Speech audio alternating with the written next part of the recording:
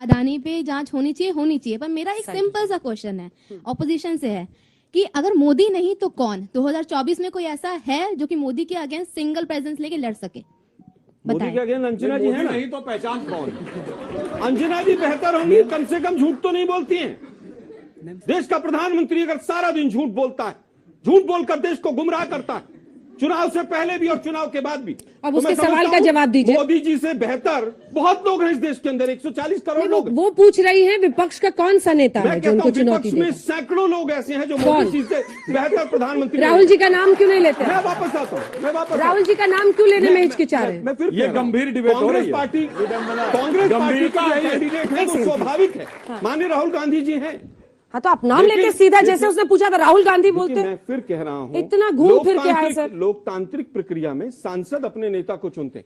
हम बार बार कह रहे हैं, बीजेपी से बड़े मोदी, मोदी देश से बड़े मोदी, सबसे बड़े, और सबसे बड़े अडानी। सबसे पहले तो हिचकिचाहट हटानी पड़ेगी। अपने नेता से ज्यादा क्षमता आप मुझ में देखते हैं, ये तो चिंता की बात होनी चाहिए कांग्रेस के लिए। मैंने कहा देश में सब। ठीक है, इन्होंने देश का सवाल पूछा। तो मेरा सवाल आलोक जी से, जो आप अडानी कर रहे हैं, आपका एजेंडा क्या है? आप क्या इस इशू में मोदी जी को घेर के वोट खरीदना चाह रहे हैं कि आप सच में जांच चाहते हैं? और अडानी को कॉन्ट्रैक्ट आपकी सरकार में भी मिला था, तो अगर वो इलीगल नहीं था तो ये इलीगल कैसे हो गया? अब जांच नहीं हुई तो अब कैसे?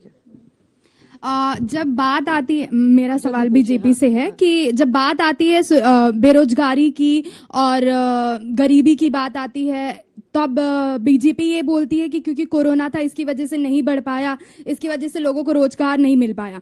तो फिर जो आप राम मंदिर बनवा रहे हैं, शिव मंदिर बनवा रहे हैं, उसके पैसे कहाँ से आ रहे हैं? तो आप धर्म की राजनीति करना चाहते हैं? जवाब रुक जाइए सर, एक सेकंड। हाँ, मैं छोटा सा उत्तर पहले, ठीक है, दोनों का जवाब दे दीजिए। पहला उत्तर जवाब दे दूं पहले।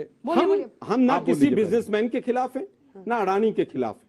गलत तरीके से एक सवाल मुझे पूछने दीजिए, उसी में बताए ये सवाल ये बच्चे हर कांग्रेस वाले से पूछ रहे हैं, इसका जवाब आप ही दे सकते हैं। आपने कहा ना मॉरिशस की शेल कंपनीज के जरिए पैसा का और अपने शेयर्स को इन्फ्लेट किया, यही आरोप है।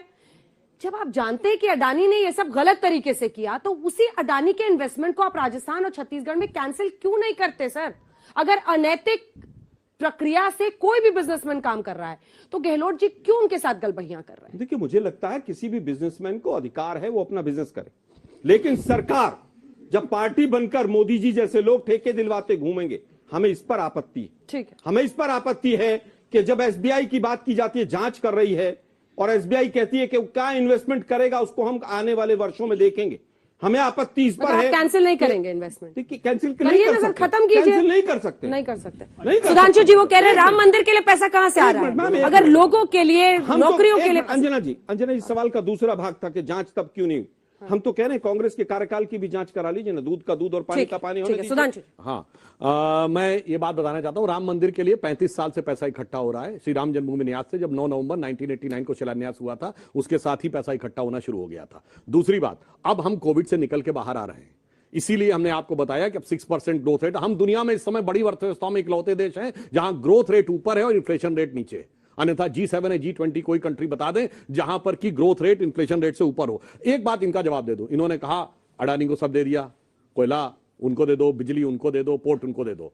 बिजली किसने दी? राजस्थान ने। कोयला किसने दिया? छत्तीसगढ़ ने। पोर्ट किसने दिया? अभी ये महाराष्ट्र विकास अघाड़ी बताई चुके हैं, और केरल ने।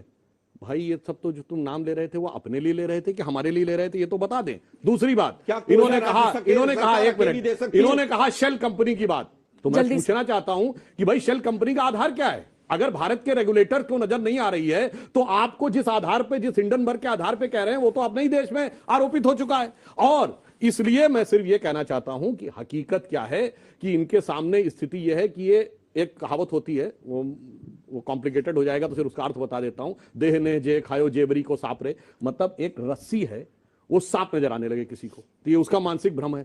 अब वो कहे सबसे समझ जाओ सांप काटने वाला है। अब कोई मानने को तैयार नहीं हो, कह रहा भाई तुम किसी प्रकार से मति भ्रम में पड़े हुए हो, मगर ये उस सांप रस्सी को सांप मानकर खुद तो बैठे ही हैं और कह रहे हैं पूरा देश मान ले। पूरा देश की आंखें बहुत साफ खुली हुई हैं, उसे नजर आ रहा है कि क्या खतरा है और किधर से खतरा है। खतरा किधर से है कि छोटे छोटे